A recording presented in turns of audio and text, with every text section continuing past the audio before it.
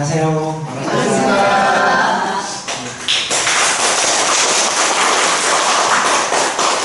이렇게 처음이라서 적응 안 됐는데.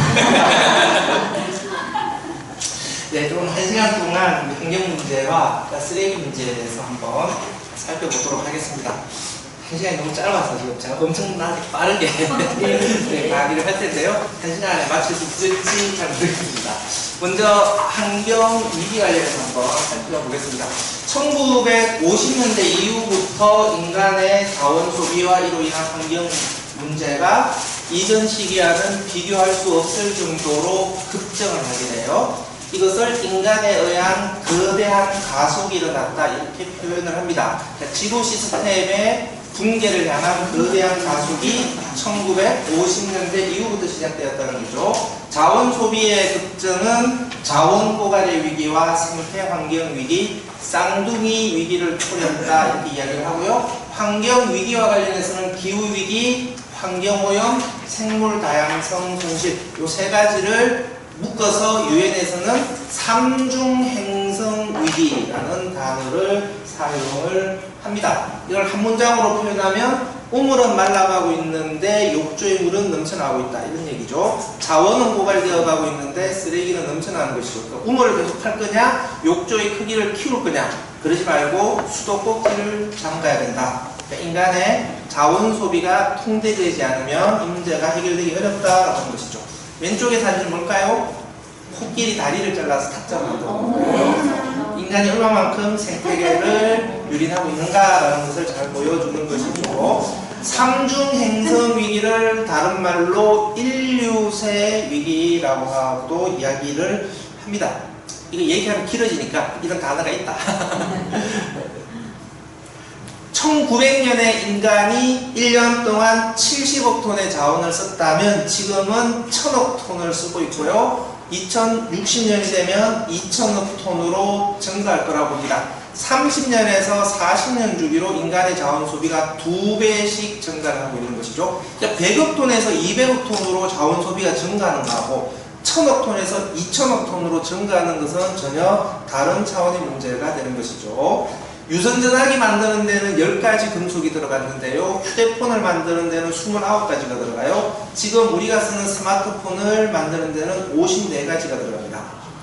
그러니까 제품의 기능이 높아질수록 점점 더 많은 자원이 쓸 수밖에 없는 것이죠. 우리 스마트폰 조작할 때 손가락으로 이렇게 하잖아요. 손가락으로 이렇게 하면 어떻게 돼요? 생체 전기 신호가 기계로 전달이 돼야 돼요. 이걸 가능하게 해주는 게 뭐냐? 인디움이라고 하는 희소 광물이에요. 예전에 1900년대 전에 나왔던 모토로라 스마트폰, 모토로라 휴대폰 기억나세요? 네. 입단만 했잖아요. 벽돌폰이라고 그랬잖아요. 이 벽돌폰이 손바닥 안으로 들어오는 휴대폰으로 작아질 수 있었던 이유 중에 하나가 자석의 영역이에요. 자석의 성능이 엄청나게 좋아진 거고, 이 자석 혁명을 이끈 물질이 네오디뮴이에요. 자석에 네오디뮴이라고 하는 희소 광물이 들어가게 되면 자석의 힘이 엄청나게 강해지게 돼요. 인간이 개발한 가장 강력한 자석이 네오디뮴 자석이에요. 이게 얼마만큼 되냐? 네오디뮴 자석을 딱 세워놓고 손을 딱 집어넣잖아요. 자석이 붙겠죠? 자석이 딱 붙으면서 손목뼈가 어스러져요. 그 정도로 강력한 자석입니다. 그러니까 아주 작은 자석으로도 큰 자석을 대체할 수 있으니까 제품의 크기가 작아질 수가 있었던 것이죠. 형광등 대신에 LED 등 쓰잖아요. LED 등이 빛을 내는 이유는 갈륨 비소 반도체 때문에 그래요. 갈륨이라고 하는 금속이 들어가죠. 갈륨, 인듐, 네오디뮴, 디스프로슘 문제 드러나 봤어요? 과학자들이 실험실에서 갖고 놀던 것들인데 이게 우리 일상생활 속으로 들어오고 있는 것이죠. 이렇게 많은 종류의 자원을 이렇게 많이 쓰고 있는데 이런 자원이 앞으로 안정적으로 조달이 될 수 있을 거냐의 문제겠죠. 금가락지 하나를 만드는데 예전에는 0.3톤의 금강석이 필요했다면 지금은 20톤의 금강석이 필요합니다. 이 말 뭐예요? 광물의 품질이 떨어지는 것이죠. 동일한 양의 금속을 얻기 위해서 더 많은 돌덩이를 캐내야 되는 것이죠. 그러니까 동일한 양의 자원을 얻기 위해서 더 많이 생태계를 파괴할 수밖에 없고 쓰레기는 더 많이 나올 수밖에 없다라는 이야기가 되는 것이죠. 우리나라는 중국, 일본 다음으로 전 세계 3위의 자원 수입 대국이에요. 외국에서 자원이 조달되지 않으면 국가 시스템이 유지가 되지 않습니다. 그러니까 자원의 안정적 공급 문제는 우리의 생존의 문제죠. 그래서 요즘은 뭐라고 하냐? 자원 안보라고 얘기하죠. 우리의 생존을 위협하는 게 휴전선 북쪽에만 있는 게 아니야. 자원의 안정적 공급이라는 것도 결국 우리의 목줄을 쥐고 있는 거야. 그러니까 자원 안보를 어떻게 확보할 거냐라고 하는 것이죠. 안정적 자원 공급망의 문제는 자원 안보라는 생존의 문제와 연결되어 있는 것이죠. 그럼 안정적인 자원 공급망을 어떻게 만들 거냐? 외국에서 자원을 많이 개발해서 들여오면 되는 거냐? 이것만 가지고는 안 된다라고 하는 것이죠. 양으로 보게 되면은 자원은 아직 개발할 곳이 많이 있어요. 특히 어디가 많냐? 바다예요, 바다. 심해에 들어가게 되면 어마무시하게 묻혀 있어요. 망간 단계라고 들어보셨어요? 망간 단괴라고 돌덩이인데 안에 망간, 니켈, 코발트 이런 금속 자원이 엄청나게 많이 응축되어 있는 돌덩어리예요. 이 망간 단계가 어떻게 만들어지냐? 상어는 이빨이 계속 빠져요. 상어에서 이빨이 빠져나오면 이 이빨이 바닷속으로 계속 돌아다니면서 바닷속에 녹아있는 광물들을 계속 갖다 붙여요. 그러면서 점점점 커지면서 가라앉는 것이죠. 망간 단계를 딱 건져가지고 반을 딱 자른 안에 상어 이빨이 들어가는 거죠.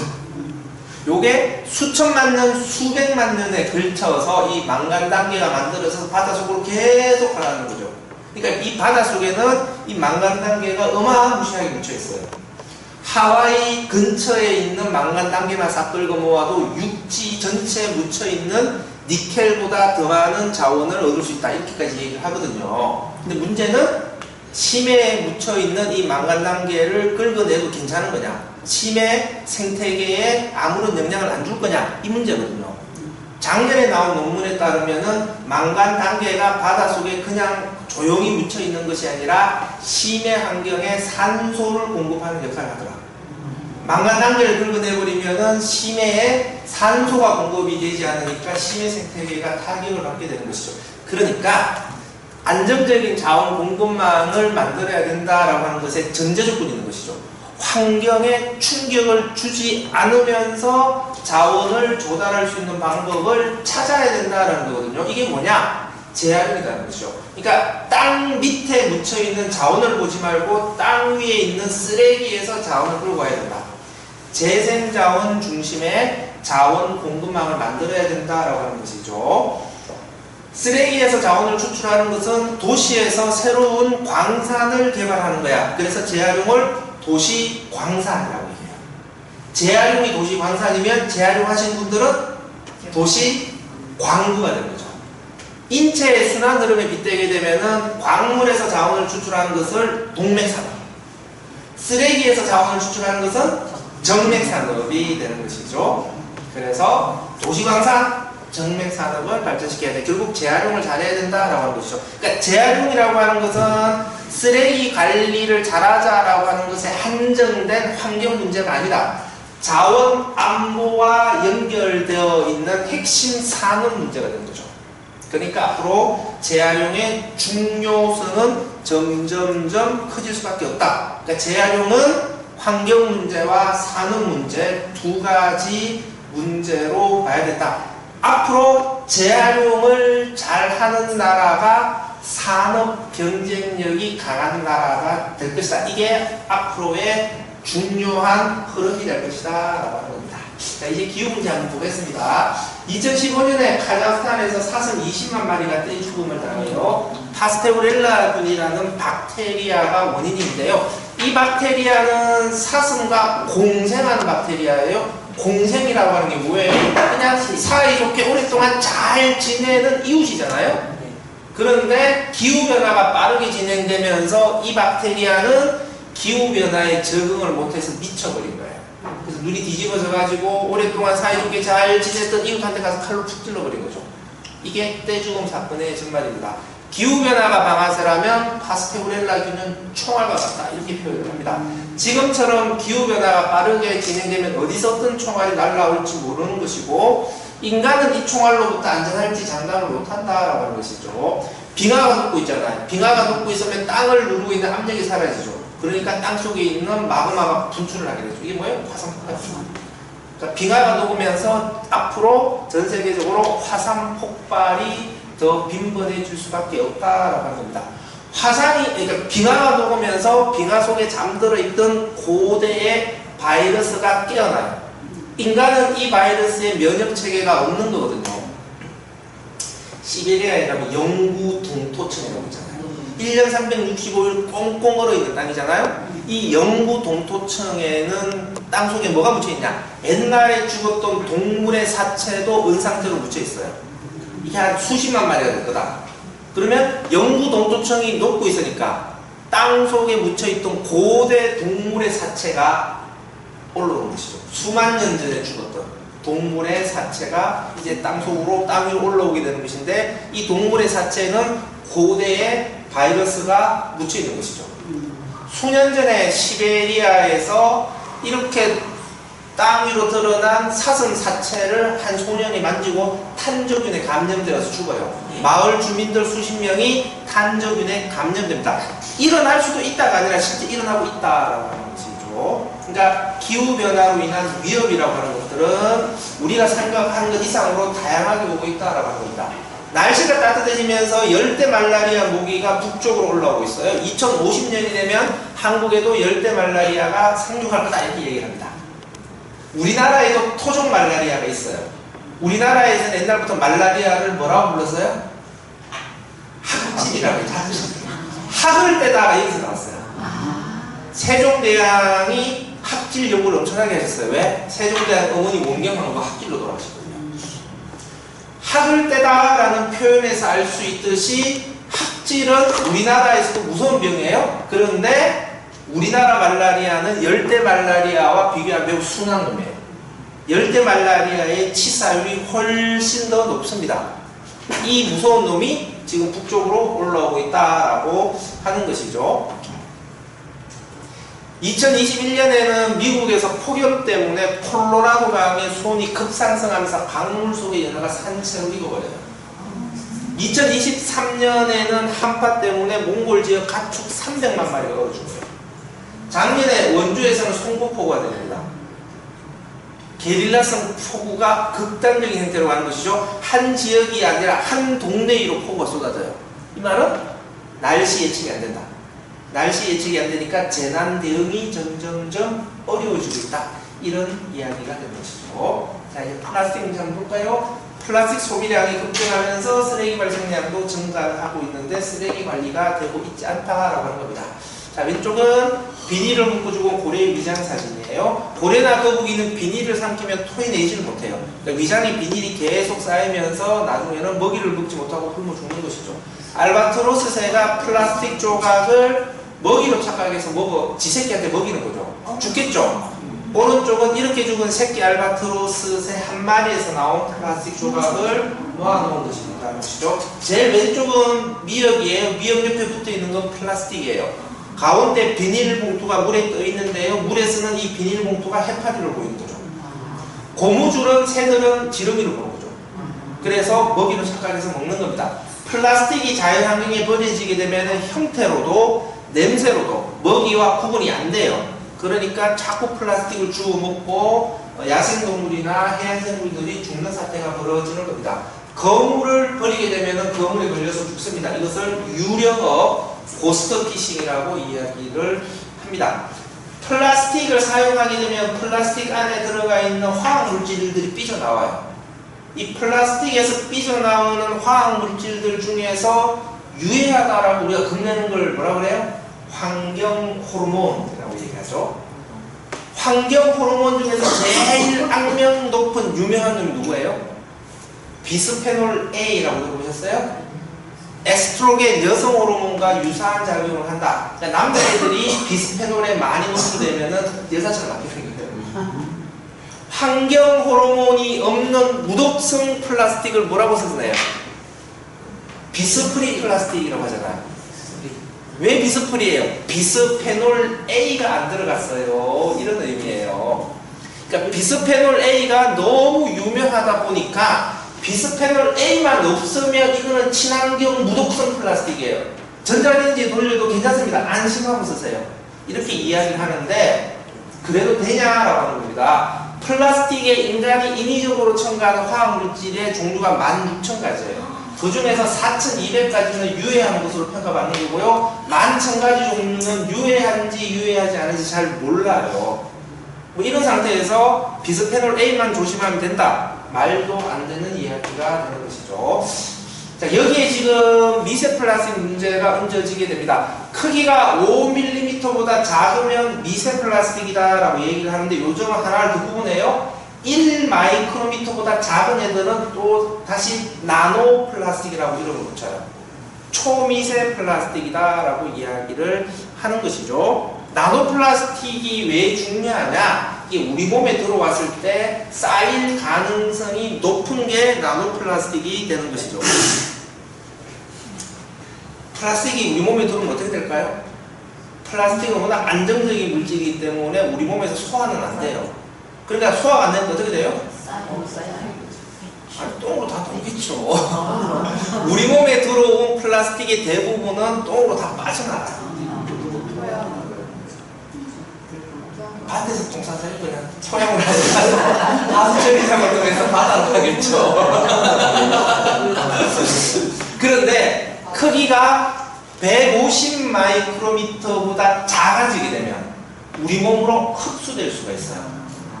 그리고 나노 단위가 되면은 세포 속으로도 뚫고 들어올 수 있어요. 그러니까 우리 세포 속으로 뚫고 들어와서 우리 몸에 쌓일 수 있는 가능성이 높은 애들이 나노 단위가 되는 거죠. 그래서 나노 플라스틱이라고 하는 문제가 심각해질 것이다 라고 하는 것이죠. 세포 속으로 나노 미세 플라스틱이 들어오면 우리 세포는 이물질이 들어왔다고 해서 다시 토해내기도 해요. 그러니까 세포 속으로 미세 플라스틱이 뚫고 들어오더라도 이놈들은 다시 노폐물로 빠져나갈 수는 있어요. 근데 이걸 잘 못하는 세포가 있어요. 무슨 세포냐? 신경세포예요. 우리 몸에 신경세포가 제일 많이 몰려있는 데가 어딜까요? 뇌죠, 뇌. 그러니까 우리 뇌가 미세 플라스틱이 가장 좋아하는 곳이라는 거죠. 다른 장기에 비해서 뇌 속으로 미세 플라스틱이 쌓이는 속도가 30배 빠르더라라고 이야기합니다. 우리 뇌는 우리 몸속에서 제일 중요한 것이잖아요. 그래서 우리 몸에서 가장 강력한 방어막이 쳐져 있는 것이 또 뇌예요. 뇌로 가는 혈관에는 BBB라고 해요. Blood Brain Barrier, 뇌혈관 장벽이라고 해서 뇌로 가는 위험 물질들을 싹 잡아내는 장벽이 설치되어 있어요. 이게 얼마만큼 강력하냐면은 뇌를 치료할 수 있는 약을 만들기가 어려워요. 뇌를 치료하는 약조차도 이 BBB에 다 걸려버려요. 그런데 나노 단위가 되면 이 BBB를 뚫어요. 그러니까 나노 단위의 플라스틱은 BBB를 뚫고서 들어와서 뇌 세포 안으로 침투할 수가 있다. 지금 이게 밝혀지면서 우리가 깜짝 놀라고 있는 것이죠. 종이컵에 물을 부어뜨리면 미세 플라스틱이 엄청 나와요. 종이컵 안쪽에 비닐 코팅 때문에 그래요. 플라스틱컵하고 종이컵에 물 부으면 어디가 미세 플라스틱이 많이 나오냐? 종이컵이 더 많이 나옵니다. 비닐이 얇을수록 미세 플라스틱이 훨씬 더 많이 나온다라고 하는 것이죠. 종이컵 쓰시면 내가 또 일회용품을 쓰고 있구나 그러면서 내가 그래도 환경을 생각하면 여러 번 더 써야지. 그래서 자꾸 종이컵을 여러 번 쓰시려고 해요. 종이컵을 여러 번 쓰면 쓸수록 미세 플라스틱이 나오는 양은 기하급수로 증가하세요. 그러니까 종이컵을 쓰지를 마시고 불가피하게 쓰시면 한번 쓰고 버리세요. 그걸 계속 여러 번 붙잡고 있으면 미세 플라스틱에 노출되는 양이 훨씬 더 많아지게 됩니다. 생수에서도 미세 플라스틱이 나와요. 여름철에는 생수 꽁꽁 얼려 드시죠. 생수를 얼리면 미세 플라스틱이 훨씬 더 많이 나옵니다. 새우깡에도 미세 플라스틱이 나와요. 새우가 뭐 바다에서만 먹었을 테니까. 그런데 새우가 바다에서 먹어서 그런 거라면 여러 종류가 나와야 돼요. 근데 딱 한 종류만 나와요, 새우깡에서. 그게 새우깡 비닐하고 같은 재질이죠. 새우깡 비닐에서 떨어져 나올 수가 있다. 이 얘기잖아요. 새우 때문에 새우깡에서 미세 플라스틱 나오는 줄 알고 그럼 맛동산으로 갈아타면 괜찮냐? 그게 아니다. 애기똥에서 미세 플라스틱이 더 많이 나와요. 플라스틱 젖병 때문에 그런가. 이런 얘기잖아요. 수액에서도 미세 플라스틱이 나옵니다. 수액의 미세 플라스틱의 좋은 점은 우리 혈액으로 바로 들어올 수 있다. 첫방이. 플라스틱으로 껌을 만드니까 껌을 씹으면 씹을수록 미세 플라스틱이 뿌리를 통해서도 나노 단위의 미세 플라스틱이 흡수됩니다. 과일이나 야채에 문제가 되는 것이죠. 그러니까 바다 플라스틱 문제뿐만 아니라 토양 미세 플라스틱 오염도 앞으로 우리가 주의를 해야 된다라고 합니다. 작년에 인천에서 36명의 피를 조사해봤어요. 뽑아서 조사해봤더니만 32명의 피에서 미세 플라스틱이 나옵니다. 10명 중 9명꼴로 미세 플라스틱이 혈액에서 발견되는 것이죠. 나는 한 명에 속할 것이야. 이렇게 생각하면 안 되는 것이죠. 9명에 속할 확률이 더 높게 되겠죠. 32명 중에서 미세 플라스틱이 유독 많이 나온 사람들이 있었어요. 이 사람들을 싹 다 불러 모아가지고 따로 심정조사하는 거죠. 선생님은 도대체 어떻게 사셨길래 피에 플라스틱이 이래 많습니까? 원인은 플라스틱에 음식을 담아서 냉장고에 보관을 했다가 전자레인지에 바로 돌렸어요. 그러니까 플라스틱을 냉장고에 얼렸다가 전자레인지에 바로 데피는 거, 요거 왔다 갔다 하는 게 플라스틱이 스트레스를 더 많이 받으니까 미세 플라스틱이 더 많이 나오는 겁니다. 그러니까 플라스틱에 음식 담아서 전자레인지에 돌리는 게 제일 나쁜 습관이에요. 한약 드실 때 조심하시라고. 비닐팩에다 한약 담아서 냉장고에 보관하시고 전자레인지 바로 데피잖아요. 내 몸을 지키겠다는 것이지, 내 몸을 망치겠다는 것이지. 모르잖아요. 그럼 어떻게 해야 돼요?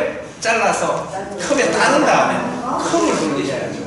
이렇게 우리가 생활 습관을 고쳐야 됩니다. 인공눈물 쓰시잖아요? 네. 인공눈물 쓰실 때 어떻게 해야 되는지 아시죠? 한 방울. 한 방울 떨어뜨려야 된다는 것까지 이제 다 아세요. 근데 어떻게 떨어뜨려야 되냐? 요렇게 해서 뚜껑을 따면 뚜껑을 따는 순간에 미세 플라스틱이 떨어지는 거 아니에요? 이렇게 해서 다시 세워서 짜면 미세 플라스틱이 제거될 거라는 보장이 없죠. 그러니까 먼저 눕힌 다음에 뚜껑을 따고 한 방울 떨어뜨려야 퍼펙트하게 제거가 됩니다. 이런 숨어있는 1%가 중요한 거예요.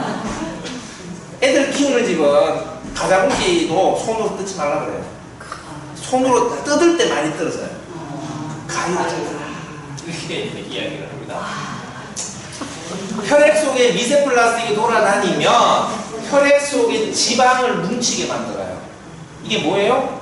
피떡이라고 해요. 피떡, 혈전. 그러니까 미세 플라스틱 때문에 혈전이 생성되어서 심장마비와 뇌졸중의 위험을 높일 수도 있다고 합니다. 작년에 미국에서 시체를 해부해봤더니만 머릿속에 뇌의 0.5%가 미세 플라스틱이더라. 머릿속에 뇌의 미세 플라스틱을 싹 끌어모으면 한 스푼 분량이 나오더라. 이런 충격적인 결과가 나왔어요. 치매 환자의 뇌와 그렇지 않은 환자의 뇌를 비교하게 되면 치매 환자의 뇌가 미세 플라스틱이 3배에서 5배 높게 나오더라. 이런 결과도 나왔죠. 그러니까 미세 플라스틱이 치매를 일으킨다라고 하는 건 아직 과학적으로 밝혀진 건 아니에요. 근데 조사를 해보니까 치매 환자가 미세 플라스틱이 더 많은 것 같아 라고 하는 게 지금 나오는 것이죠. 연구를 더 해봐야 알겠지만 어쨌든 좋지 않다 라고 하는 이야기는 우리가 할 수가 있겠죠. 미세 플라스틱의 위험성이 자꾸 부각이 되는 게 이제 생분해성 플라스틱에 관심이 가요. 분해가 빨리 되면 괜찮겠지. 근데 분해가 빨리 된다는 건 어떤 의미예요? 썩는다. 그러니까 썩는 데까지 가는, 빨리 썩는다는 게 어떤 의미예요? 약하다는 얘기예요. 약하니까 빨리 썩는 거예요. 그러니까 다른 플라스틱에 비해서 생분해성 플라스틱이 약한 거예요. 약하다라고 하는 건 뭐예요? 미세 플라스틱은 더 많이 나올 수 있다. 이 얘기가 되는 것이죠. 그러니까 생분해성 플라스틱에 음식 담는 게 진짜 좋은 거냐? 생분해성 플라스틱에서 떨어져 나온 작은 조각이 우리 몸에 들어왔을 때 바로 분해가 되면 괜찮겠죠. 그런데 그렇게까지 분해가 빨리 되지는 않거든요. 그러니까 생분해성 플라스틱으로 만든 티백 조심하시라. 뜨거운 물에 들어가니까 미세 플라스틱 더 많이 넣을 수가 있는 것이죠. 그러니까 티백은 그 합성 섬유 티백 안 좋습니다. 제일 좋은 건 뭐예요? 종이 티백 쓰시고, 돈이 좀 있으시면 실크 티백 쓰시고. 생분해성 티백, 친환경 티백이라고 해서 사람들이 찾는데, 생분해성 티백은 오히려 미세 플라스틱이 더 많이 떨어져 나올 수 있다, 이 얘기가 되는 겁니다. 플라스틱이 없이 살 수는 없어요. 나는 절대 플라스틱 하나도 안 쓸 거야. 한 톨의 플라스틱이라도 내 몸에 들어오는 것을 나는 허용하지 않을 거야. 이래 사시다가 스트레스 받아서 더 일찍 돌아갔어요. 그러니까 지금 우리가 플라스틱에 대해서 가져야 될 태도는 안 써도 되는데 굳이 쓸 필요는 없다라고 하는 것이죠. 그러니까 텀블러를 들고 다녀야 되는 이유도, 텀블러를 들고 다니는 게 쓰레기 발생을 줄이는 것일 수도 있겠지만 미세 플라스틱으로도 우리를 보호하는 그런 방어 수단이 되는 것이죠. 냉장고에 음식 보관할 때 플라스틱 용기 되도록이면 안 쓰는 게 좋으신 거고, 쓰더라도 전자레인지에 돌리는 이런 생활 습관은 굳이 가질 필요가 없다. 배달 음식 너무 좋아할 필요 없다. 가끔씩 시켜 먹더라도 매일매일 배달 음식 시켜 먹으면 그 배달 음식 그 플라스틱에 뜨거운 음식 담아서 배달시키는 것인데 미세 플라스틱이 얼마만큼 많이 나오겠어요. 밖에서 비닐봉지에 뜨거운 오뎅 국물 담아서 집에 와서 먹는 것도 사실은 그림직한 것이죠. 그러니까 좀 조심하자 이제 라고 하는 것이죠. 자, 쓰레기 문제 한번 보겠습니다. 쓰레기의 어원은 쓰레기예요. 쓰레기는 쓸다에서 나왔죠. 쓸다, 쓰레기, 쓰레기 이렇게 변해가는 겁니다. 그러니까 쓰레기는 청소에서 모은 더러운 것, 쓸모가 없는 것 두 가지 의미를 가지는 것이죠. 쓰레기 관리라는 것은 더러운 것을 깨끗하게, 쓸모없는 것을 쓸모있게, 위생 관리와 자원 관리 두 마리 토끼를 잡는 겁니다. 우리나라는 1년에 2억 톤의 쓰레기가 발생을 합니다. 20년 만에 쓰레기 발생량이 2배 증가했어요. 쓰레기 발생량의 증가 속도가 너무 빠르다. 경상북도 의성에서 2019년에 발견된 쓰레기 사례예요. 필리핀의 쓰레기를 불법 수출했다 적발된 사례이죠. 경기도 남부와 경기도 북부에서 발견된 쓰레기 사례예요. 2019년 1월에 환경부가 전국을 대상으로 조사했을 때 이런 쓰레기 사례 몇 개? 235개가 나와요. 최종적으로는 500개까지 갑니다. 그러니까 쓰레기 발생량은 증가하는데 쓰레기 처리 시설이 확충이 안 되니까 쓰레기 처리에 위기가 발생한 것이죠. 그럼 왜 하필 2019년이냐? 2018년에 중국이 쓰레기 수입을 금지해버리잖아요. 그러니까 중국으로 쓰레기를 보내서 처리하는 것도 어려워지게 되는 것이죠.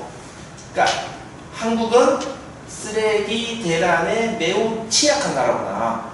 그러니까 지금처럼 쓰레기 발생량이 계속 증가하는 것을 방치했을 때 쓰레기 대란이 앞으로 계속 터질 수도 있다라는 위기감을 우리는 가져야 된다라고 하는 겁니다. 그래서 쓰레기를 줄이고 재사용하고 업사이클링을 하는 것을 통해서 이렇게 물질 순환이 될 수 있는 구조를 만들어야 된다라고 하는 겁니다.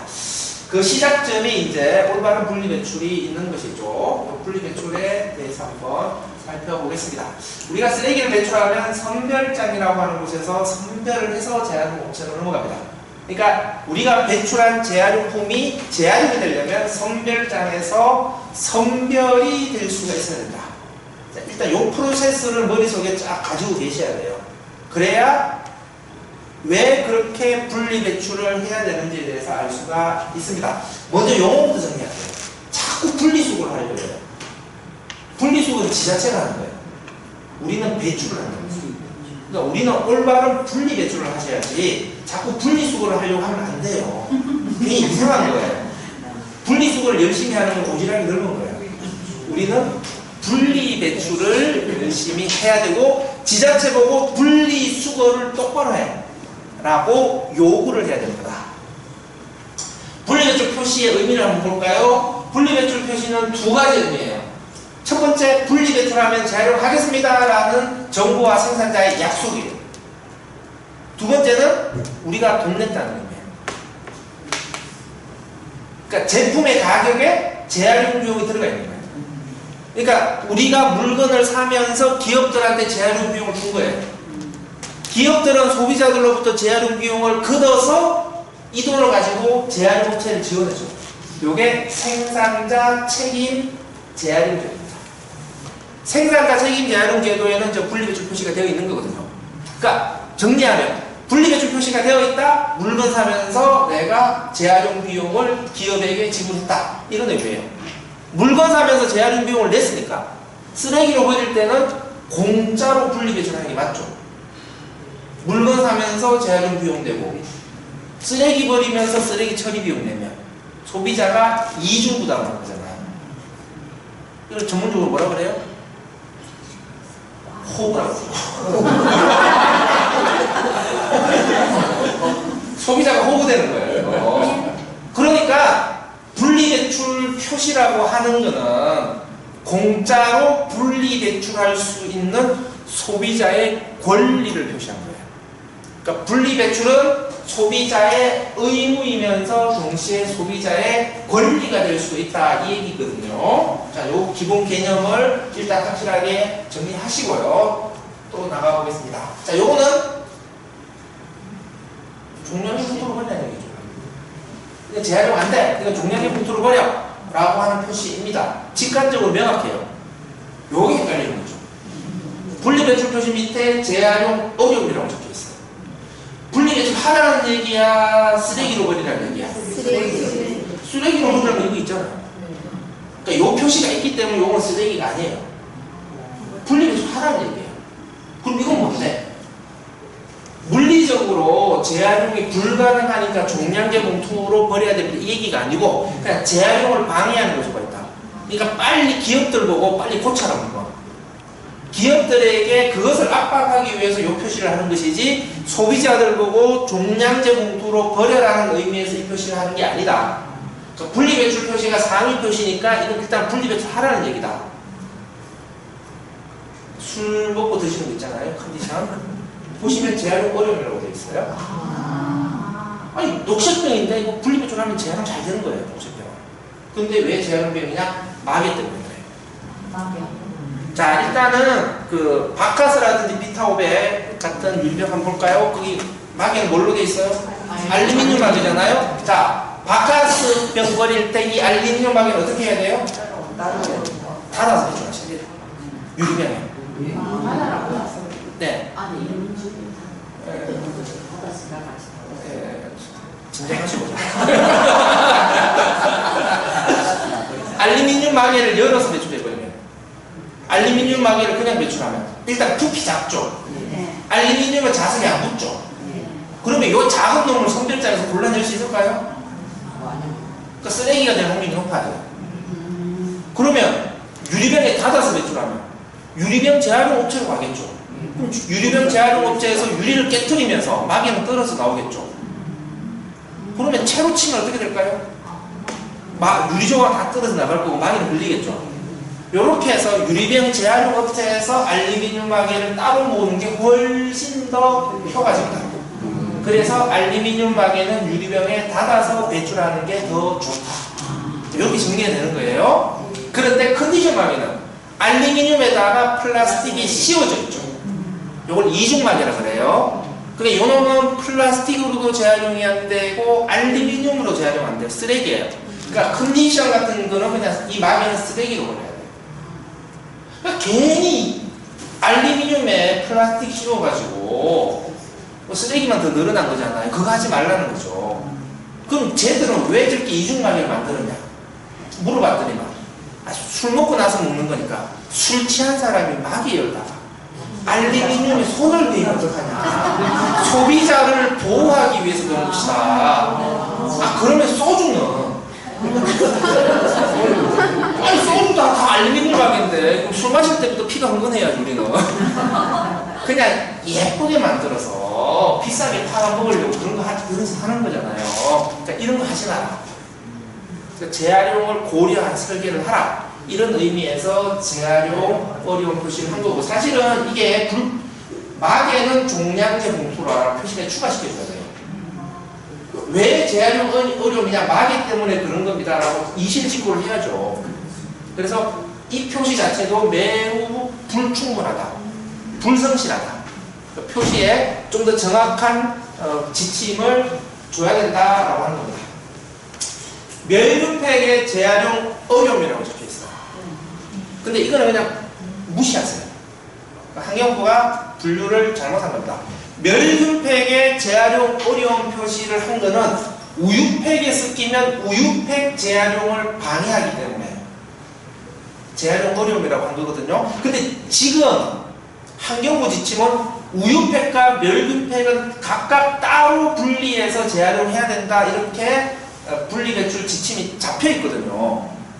그러니까 멸균팩이 우유팩에 섞이면 우유팩 재활용을 방해하듯이 우유팩이 멸균팩에 섞이면 우유팩은 멸균팩 재활용을 방해를 해요. 이런 걸 전문용어로 또 뭐라 그래요?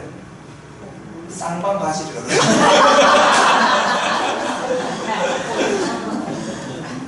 아니 그러니까 지금 5대5라고요 지금. 그러니까 양 자체가 5대5라고요. 그러니까 그렇게 따지면 우유팩에도 재활용 어려운 표시를 해야 되는 거거든요. 그래서 이 부분은 좀 낡은 기준에 따라서 표시를 한 거고, 저렇게 재활용 어려운 표시를 해버리니까 재활용 어려움을 잘못 이해해서 멸균팩을 종량제 봉투로 버리는 사람이 설문조사 해봤더니 30%예요. 그러니까 괜히 저렇게 표시해가지고 종량제 봉투로 소비자가 버리게끔 만들어버렸다. 빨리 고쳐야 된다. 이렇게 생각을 합니다. 소세지 비닐 있죠? 소세지 비닐도 재활용 어려움이에요. 지금은 기타라고 표시해서 옛날에는 PVC라고 표시했는데 지금은 그냥 PVC라는 걸 정확하게 안 드러내고 그냥 기타 등등으로 표시해버려요. 근데 재활용 어려움이라는 거는 이게 PVC 재질이라는 뜻이에요. 그런데 PVC 비닐은 분리배출하면 안 돼요. 왜냐하면 PVC 자체가 재활용이 안 될 뿐만 아니라 다른 비닐의 재활용을 방해를 해요. 나중에 제가 비닐 분리배출을 할 때 다시 설명드리겠지만 어쨌든 PVC 비닐은 절대 비닐에 섞이면 안 됩니다. 그래서 이거는 이렇게 X 표시를 해야 돼요. 그러니까 이런 식으로 분리배출 표시가 좀 구체적으로 들어가게 되면 좀 개선해야 될 점들이 좀 있다. 그리고 또 말씀이 되겠습니다. 분리배출의 기본 원칙 비행 분석 들어보셨죠? 비우고 헹구고 분리하고 섞지 않는다. 요새 유치원 애들도 다 알아요. 비행 분석 이거는 국민 상식이에요. 일단 기본 원칙으로 아셔야 됩니다. 알루미늄 마개처럼 부피가 작으면 선별장에서 선별을 못하잖아요. 그러니까 부피가 작은 놈들은 부피가 작은 상태로 분리배출해봤자 선별이 안 되니까 재활용이 안 된다. 그러니까 인공 눈물이라든지 빨대라든지 이런 거 당연히 재활용이 안 됩니다. 선별이 안 되니까. 일회용 커피 캡슐도 마찬가지고요. 볼펜도 마찬가지죠. 어떤 중학생이 모나미한테 볼펜은 어떻게 버리냐 라고 질문을 했더니 그 직원이 어떻게 답을 해주냐면 볼펜을 분해하려. 스프링은 고철로 버리고 심은 쓰레기로 버리고 나머지는 플라스틱으로 버리더라고. 아니 볼펜 자체가 작아서 선별이 안 되는데 그걸 분해까지 해버리면 더 안 되겠죠. 잘못된 가이드를 준 겁니다. 부피가 작은 애들은 선별이 어렵다. 부피가 작은 애들이 재활용이 되게 하려면 부피가 작은 애들을 따로 모으는 뭔가의 조치가 필요한 거죠. 그래서 일회용 커피 캡슐을 택배로 모읍시다. 혹은 우체통으로 배출하세요. 기업들이 이런 캠페인을 하는 이유도 일회용 커피 캡슐 자체는 선별이 안 되기 때문에 따로 모을 수 있는 뭔가의 조치가 필요하다. 이런 의미가 그런 겁니다. 비닐을 딱지 접으면 될까요? 안 될까요? 안 돼. 저렇게 하는데. 정답은? 안 된다. 그때 아파트는 딱지를 접는 게 정답이에요. 왜? 아파트는 비닐만 따로 버리잖아요. 비닐 통째로 재활용 들어가거든요. 그러니까 선별장에서 비닐을 따로 골라내지는 않습니다. 그러니까 버릴 때부터 비닐만 따로 모으니까 아예 딱지를 접어서 부피를 줄여주는 거예요. 더 이익이다. 근데 주택가 지역의 경우에는 선별장 컨베어 벨트 위에서 비닐을 선별해야 돼요. 그러다 보니까 딱지를 접으면 골라내기가 어렵다. 손으로 보통 안 골라내요. 바람으로 골라내요. 근데 딱지 접으면 바람도 안 날리거든요. 그래서 주택가에 살고 있는 경우에는 딱지 접는 취미생활을 이렇게 이야기를 하는 겁니다. 알루미늄 캔도 마찬가지예요. 알루미늄 막이랑 똑같은 거예요. 너무 밟아버리면 부피가 너무 작아져서 선별이 어렵습니다. 그러니까 알루미늄 캔을 세로로 세워서 팍 박는 거는 좋지 못한 방법이다. 그럼 어떻게 해야 돼요? 옆으로. 그럼 뭐라 그래요? 적당히 자, 종이는 물에 풀려야 재활용이 돼요. 다른 말로 하면 물에 안 풀리는 애들은 재활용이 안 되는 거다. 안 풀리는 애들 일단 아니 종이컵은 돼요. 비닐이 코팅되어 있는 경우가 문제인데 한쪽 면만 코팅이 되어 있는 경우는 괜찮아요. 요 놈은 안쪽에만 비닐 코팅이 있잖아요. 그러니까 요 놈은 폐지로 가도 됩니다. 그런데 패스트푸드점에서 콜라 담는 컵들 있죠. 아이스 음료를 담는 애들은 바깥에도 물이 맺히니까 바깥에도 비닐을 발라 양면 코팅이에요. 그러니까 양면 코팅이 안 돼요. 양면 코팅이.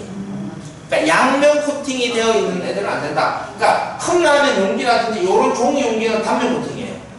근데 투게더 아이스크림 용기는 양면 코팅이에요. 그러니까 양면이 안 된다. 그러니까 전단지 같은 경우에는 어떻게 해봐야 돼요? 찢어봐야 할 수 있어요. 잘 찢어지면 종이, 안 찢어지면 쓰레기. 그러니까 계속 찢어보는 습관을 가지셨어야 올바른 종이 분리배출을 할 수가 있다라고 하는 거고요. 요즘 분리배출 강의하시는 분들 중에서 애들 동화책, 고급 잡지 이런 거 코팅 때문에 재활용 안 됩니다 라고 이야기하시는 분들 계시는데 그건 잘못된 거예요. 애들 동화책이라든지 고급 잡지가 막 광택이 나고 그러잖아요. 그거는 비닐 코팅이 돼서 그런 게 아니에요. 찢어보시면 잘 찢어져요. 걔들은 돌가루 코팅이 되어 있어요. 돌가루 코팅되어 있는 거는 재활용하는데 아무런 문제가 없습니다. 그래서 그런 거는 그냥 종이로 분리배출을 하시면 됩니다. 간열지 혹은 감압지 이런 놈들은 쓰레기예요. 그 로또용 찌는 거 다 쓰레기입니다. 알루미늄 코팅된 것도 다 쓰레기예요. 그러니까 그 은박지 같은 거 있죠? 은박지 다 쓰레기예요. 은박지 알루미늄 코팅되어 있어요. 알루미늄이 종이에 이렇게 붙어 있는 것도 안 돼요. 감자칩통도 안쪽에 알루미늄이 붙어 있는 거잖아요. 감자칩통은 쓰레기예요. 종이로 배출하고 싶다. 그럼 어떻게 해야 돼요? 알루미늄을 벗겨내셔야 되는 거죠. 알루미늄을 벗겨내시는 취미생활. 종이 오일, 유산지, 왁스 종이 이런 애들은 재활용이 안 됩니다. 거기 생선 구우실 때 프라이팬 위에 종이 오일 쫙 깔죠. 에어프라이에서도 종이 오일 쫙 깔고 생선 굽죠. 근데 그렇게 뜨거운 열 속에 노출되는데 왜 종이 오일은 불이 안 붙을까요? 안 궁금하셨어요? 종이 오일이 높은 열에도 불이 붙지 않는 이유는 종이에 실리콘이 코팅되어 있을 거예요. 그러니까 생선을 구우실 때 후라이팬 위에 종이 오일을 샥 깔고 생선을 굽게 되면은 그 뜨거운 열 속에서 실리콘 조각들이 쫙 떨어져 나와서 생선에 달라붙게 된다. 요런 그 애로사항이 발생을 하게 됩니다. 아니 우리 집에서도 맨날 그렇게 굽더라고요. 그럴까요? 그래서 이렇게 되면 실리콘이 미세플라스틱으로 떨어져 나온다 라고 얘기를 하면 우리 마누라가 제발 좀 닥치고 처먹으라고.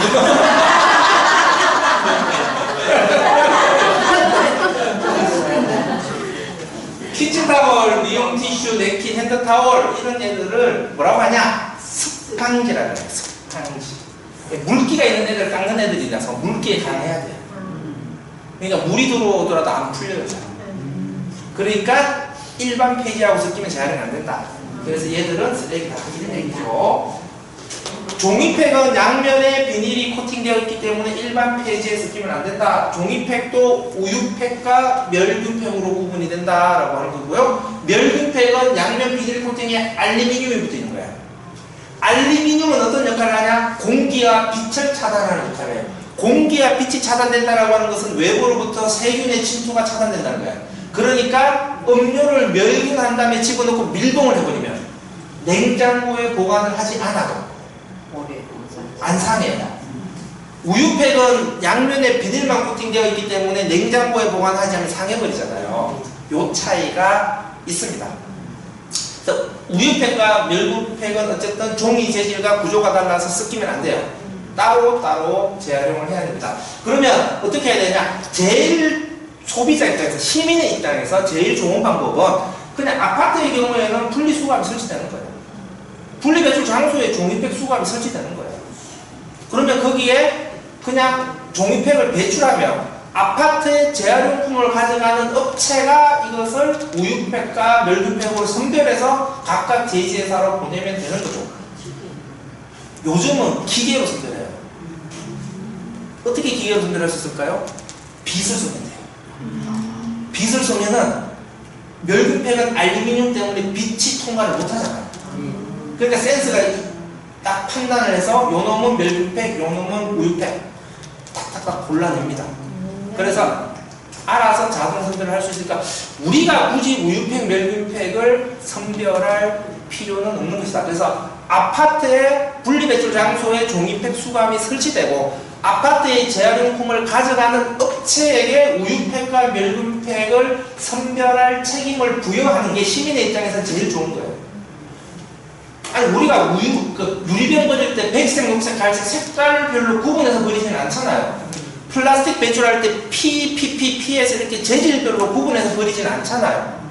그러니까 우리가 기본적으로만 분류만 해주면 나머지 세부 분류는 가져가는 업체에서 하는 게 제일 바람직하다. 시민들에게 너무 많은 부담을 지우게 되면 분리배출 자체를 안 하려고 해요. 그래서 시민들에게는 최소한의 역할만 할 수 있도록 그 시스템을 만들어주는 게 제일 바람직하다라고 생각합니다. 주택가 지역의 경우에는 투명한 봉투에 한꺼번에 담아서 배출을 하면 선별장에서 우유팩을 선별하게 하는 게 제일 좋은 방법이죠. 주택가 지역의 경우에는 사실은 투명한 비닐봉투에 한꺼번에 담는 게 제일 좋아요. 우리는 자꾸 유리병, 페트병 뭐 이렇게 자꾸 구분하려고 그러잖아요. 그런데 어차피 구분을 해도 차에 실을 때 한꺼번에 실고 선별장에서 컨베어 벨트 위로 한꺼번에 올려요. 그러니까 필요한 선별은 컨베어 벨트 위에서 된다고요. 그러니까 선별장 입장에서 제일 좋은 게 뭐냐면 봉투를 한 번에 뜯는 거예요. 시민들이 봉투를 여러 번 쓰면 일일이 다 뜯어야 되기 때문에 그게 더 힘들어요. 그러니까 선별장에서 선별해야 될 품목을 투명한 봉투에 한꺼번에 담아주는 게 선별장에서는 더 좋아요. 그러니까 한꺼번에 담을 때 종이팩도 담자. 그러면 선별장에서 선별하자. 이 방식으로 가는 게 제일 좋습니다. 에코야 을스라는 서비스 혹시 들어보셨어요? 이 에코야 을스라고 하는 앱이에요. 앱을 다운받으셔가지고 회원으로 가입하시면 집에서 종이팩을 모은 다음에 수거 신청을 딱 누르면 택배가 가져가는 거예요. 무료로. 그리고 심지어 나한테 킬로그램당 100원을 줘요. 그러니까 집에서 편안하게 돈 받으면서 분리배출할 수 있는 서비스가 에코야 을스 같은 서비스입니다. 그래서 종이팩을 조금 더 고품질로 돈 받으면서 분리배출 해보자 이런 생각이 있으신 분들은 이런 에코야 을스 같은 서비스를 이용하시면 되고요. 종이팩뿐만 아니라 여러 품목들을 서비스하고 있으니까 한번 다운받아서 보시는 것도 좋습니다. 종이팩을 펼칠 것이냐 안 펼칠 것이냐 이것도 그때 다릅니다. 아파트에 수거함에 모은 다음에 선별장에 가서 선별하자 라고 했을 때는 펼치는 게 독이에요. 컨베어 벨트 위에서 선별할 때 펼친 상태로 올라오는 게 선별하기 좋을까요? 용기 형태를 유지하는 게 좋을까요? 용기 형태를 유지하는 게 선별하기가 훨씬 더 좋습니다. 그러니까 주민센터 같은 곳에서 모으자라고 할 때는 펼쳐야 돼요. 하지만 그냥 재활용품으로 배출해서 선별장에서 선별하게 하자라고 할 때는 안 펼치는 게 좋습니다. 이때는 세척만 잘해주면 된다라고 하는 겁니다. 자, 유리병에는 보증금이 붙어 있죠. 소주에는 100원의 보증금이 붙어 있고요. 맥주에는 130원의 보증금이 붙어 있습니다. 보증금이 붙어 있는 애들은 판매점에 가져가면 보증금을 돌려받고 공장으로 보내서 씻어서 재사용을 하는 것이죠. 그래서 보증금이 붙어 있는 병은 재사용합니다. 맥주도 국산 맥주만 붙어 있어요. 수입 맥주는 안 붙어 있습니다. 왜? 수입 맥주는 빈병을 그날하고 다시 보낼 수가 없잖아요. 재사용을 못하죠. 재사용을 못하니까 보증금을 붙일 필요가 없습니다. 그러니까 국산 맥주만 보증금을 붙여서 재사용하는 것이다. 그러니까 국산 맥주가 탄소 발자국이 제일 적은 거예요. 그러니까 소맥 하나 드시는 게 제일 좋은 바람직한 음주 생활이다. 보증금병은 재사용을 해야 되기 때문에 유리병을 재사용해야 되니까 유리병을 보호해줘야 돼요. 그러니까 마개를 닫아서 유리병을 보호해주는 게 좋은 겁니다. 그래서 소주, 맥주는 마개를 닫아서 판매점에 반환하는 게 제일 바람직하다라고 하는 것이죠. 맥주 딸 때 숟가락으로 따는 건 좋아요. 숟가락으로 따게 되면 숟가락 때문에 병 입구에 손상이 일어날 수 있어요.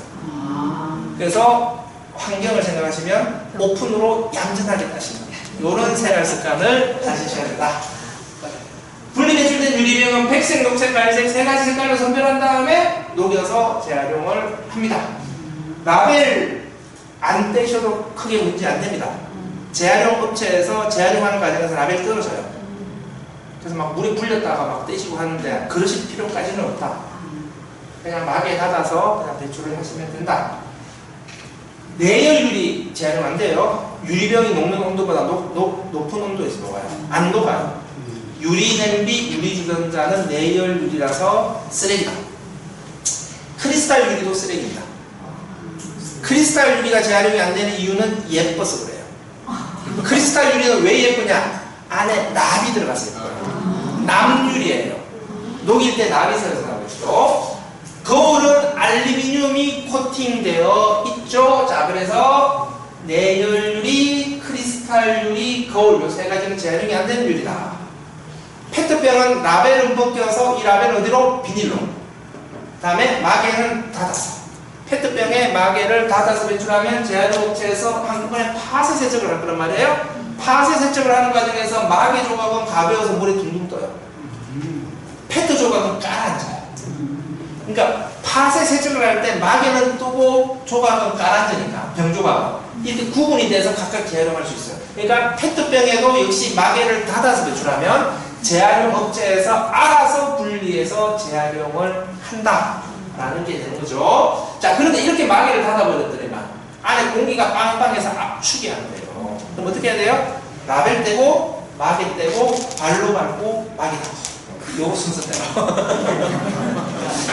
라벨은 안 뗐더니만 이놈이 물에 깔았네요. 라벨 조각과 페트 조각이 같이 물에 깔았잖아요. 라벨은 색깔이 들어가 있기 때문에 투명한 페트병 재활용을 방해해버립니다. 그러니까 재활용 과정에서 분리하는 게 쉽지 않으니까 소비자 보고 분리 배출할 때 아예 라벨을 떼세요. 이렇게 요구를 하는 겁니다. 투명 페트병 따로 모으는 캠페인을 할 때는 생수, 음료, 투명 페트병만 해당이 돼요. 나머지 투명한 병들은 어디로? 플라스틱으로 배출을 합니다. 계란판이라든지 과일 상자 같은 애들도 페트인데 이 요런 페트를 뭐라고 하냐? 판 페트라고 해요. 일회용 플라스틱 컵도 마찬가지로 판 페트예요. 요 판 페트와 병 페트는 다른 페트다. 그러니까 조심하실 거는 뭐냐면 투명 페트 병 모을 때 투명하다고 해서 판 페트 집어넣으면 안 된다는 거예요. 판 페트는 어디로? 플라스틱으로 분리 배출을 한다. 요것만 기억하시면 됩니다. 자, 알루미늄 마개가 있는 게 이쪽으로 보셨죠? 캔시모 용기. 알루미늄 마개는 물에 깔아앉죠. 자석이 안 붙죠. 그러니까 페트 공정에 알루미늄에 섞여 들어가면은 페트 조각과 알루미늄 조각이 같이 깔아앉으니까 문제가 되죠. 그러니까 알루미늄은 반드시 떼셔야 됩니다. 알루미늄을 안 떼면 어떻게 되냐? 페트 재활용 업체에서 그냥 다 골라내서 소각장 보내버려요. 알루미늄을 떼지 않으면 쓰레기다. 사실 만들지를 말아야 돼요. 맞아. 담배 공짜 안 됩니다. 스티로폼에 테이프 라벨 매송장 떼셔야 되고요. 색깔 있는 놈 안 돼요. 색깔 있는 놈은 쓰레기입니다. 컵라면 용기가 좀 억울하죠? 원래 흰색인데 국물 자국 때문에 색깔 있는 놈이 되버렸죠. 이놈은 물로 아무리 씻어도 안 쪄요.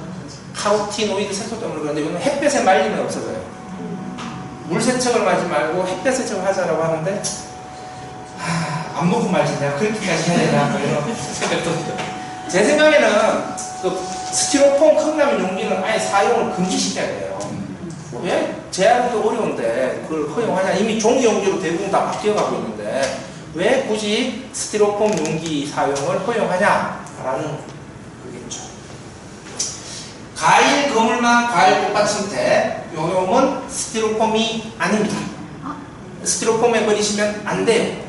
그럼 어떻게? 쓰레기로 버리셔야 돼요. 다음에 요 스펀지가 생긴 놈들, 그 딸기 상자 밑에 깔려있는 애들, 그 다음에 스마트폰 상에 깔려있는 애들, 요 놈도 스티로폼이 아닙니다. 지금은 쓰레기로 버리도록 하고 있습니다.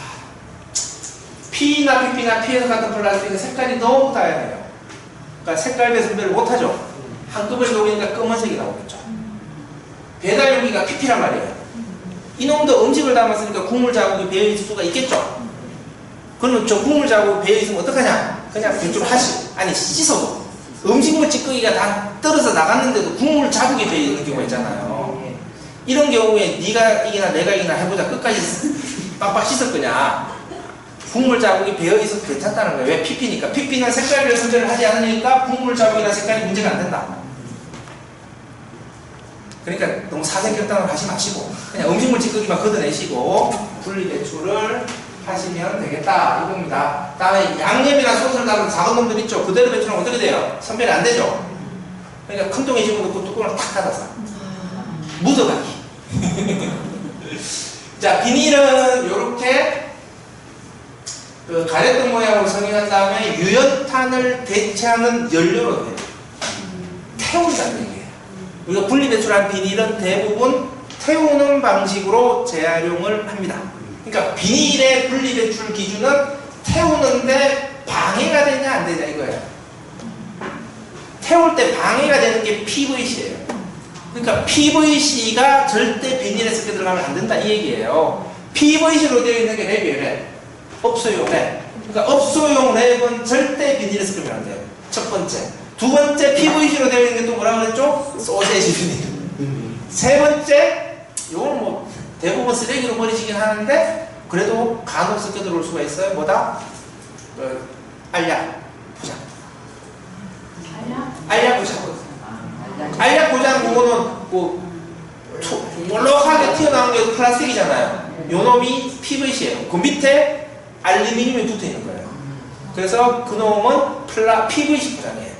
그래서 알약 포장이 비닐에 섞여 들어가지 않도록 조심을 하셔야 된다. 일단 생활 속에서는 크게 세 가지 조심하시면 돼요. PVC 랩, 소세지 비닐, 다음에 알약 포장.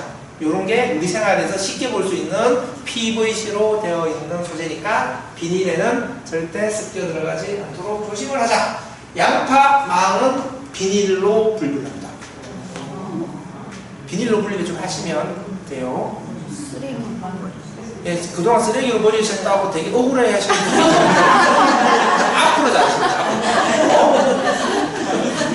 자, 요 파우치 포장의 플라스틱 마개는 비닐이 아니라고 잘라내시는 분이 계세요. 저 마개를 잘라내면 어떻게 될까요? 저 작은 마개는 쓰레기예요, 그냥. 마개를 잘라내면 그냥 쓰레기만 늘려지는 거예요. 저 플라스틱 마개는 잘 탈까요, 안 탈까요? 잘 타주고 플라스틱이니까. 그러니까 비닐하고 같이 태워서 재활용하는 데는 아무런 문제가 없어요. 아니 그러니까 비닐하고 같이 버리면 재활용이 잘 되는 그걸 왜 그리 잘라내시냐고요. 나는 잘하려고 한 것인데 오히려 더 쓰레기 문제를 키운 거죠. 그래서 비닐에 붙어있는 플라스틱 마개는 잘라낼 필요가 없다. 그러면 세척은 어떻게 하냐? 씻어야 되는데 이렇게 또 물어보시는 분들이 계세요. 아, 세척을 하시려면 꼬리를 자르면 되죠. 왜 굳이 머리를 잘라야 꼬리를 잘라서 세척을 하면 된다. 알루미늄 포장도 재활용이 잘 됩니다. 그냥 분리배출 하시면 돼요. 다음에 종이 잘 타요, 안 타요? 잘 타죠, 종이. 그러니까 비닐에 붙어있는 종이 라벨이 사실은 크게 문제가 안 돼요. 그래서 종이 라벨에 붙어있다고 종량제 봉투로 버리는 그런 극단적 선택을 하시면 됩니다. 비닐에 종이 라벨이 붙어있어도 그냥 비닐로 분리 배출을 하시면 되고, 이 부분은 사실은 좀 정부가 해결을 해줘야 돼요. 난 진짜 환경부가 쏙 터져요. 종이 라벨 사용을 금지시키면 돼요. 그러니까 비닐에 붙이는 라벨은 다 그 비닐 라벨을 써야 된다. 그러면은 재활용하는데 아무런 문제가 없어요. 논란 자체가 나올 수가 없어요. 근데 왜 안 하냐? 비닐 라벨이 종이 라벨보다 장당 10원이 비싸요. 그래서 안 쓰려고 하는 거거든요. 아니, 그러니까 저렇게 종이 라벨 붙여서 떨어지지도 않는데 종이 라벨 때문에 재활용이 되냐 안 되냐, 왜 자꾸 소비자 스트레스 받게 하냐고요. 그러니까 이런 거는 좀 정부 차원에서 좀 생산자하고 알아서 정리해주면 되지 않냐. 답답합니다. 멜라민 재질의 플라스틱은 안 녹는 플라스틱이기 때문에 쓰레기로 버려야 됩니다. 형광등 안에는 수원이 들어가 있죠. 깨트리면 안 되고 원형 그대로 분리 배출을 하셔야 되고요. 깨진 형광등은 쓰레기죠. 백열등 쓰레기입니다. LED 등은 형광등으로 분리 배출하도록 되어 있습니다.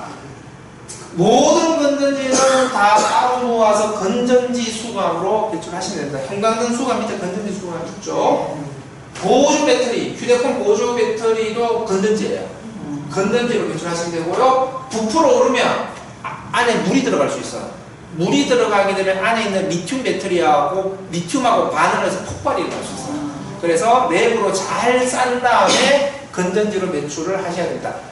건전지가 플라스틱으로 들어가 버리게 되면 리튬 배터리는 폭발이 일어나거든요.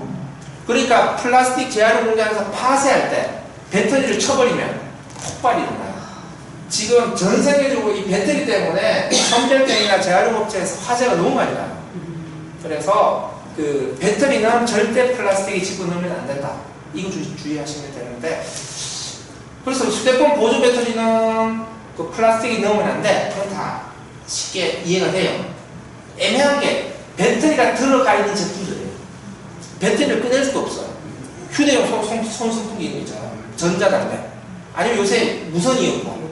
이게 다 배터리가 들어가 있단 말이에요. 충전하는 거. 충전식 전자제품 안에는 리튬 배터리가 들어가 있거든요. 그럼 이런 제품들은 어떻게 버리냐? 얘들이 지금 쓰레기로 섞여 들어가면서 화재를 일으키는 주범들이거든요. 그래서 내년부터는 배터리가 들어가 있는 모든 제품은 소형 폐가전 제품으로 따로 분리해줘야 된다. 이게 지금 환경부 지침이에요. 그래서 아마 내년부터는 배터리가 들어가 있는 모든 제품은 따로 분리배출하도록 시스템이 만들어질 텐데, 그건 지자체별로 어떻게 될지 정확하게 지금 얘기를 드릴 수는 없어요. 그럼 지자체 지침을 봐야 될 텐데, 그렇다고 하더라도 무선 이어폰과 같이 크기가 극단적으로 작은 건 어떡할 거냐. 요런 게 논란일 것 같은데, 그냥 크기가 아주 극단적으로 작으면서 안에 그 배터리가 들어가 있는 거 있죠. 얘들은 그냥 건전지하고 같이 배출하는 게 차라리 낫습니다. 똥이라고 하는 한자, 똥분자 있죠. 똥분자를 자세히 보세요. 쌀미에 달을 자입니다. 그래서 똥이라는 것은 쌀에 다루는 것입니다. 이런 뜻이에요. 쌀이 똥이 되고 똥이 쌀이 되는 요 자연생태계의 순환을 요 한 글자로 압축해서 보여주는 겁니다. 제가 1시간 조금 넘게 설명드렸는데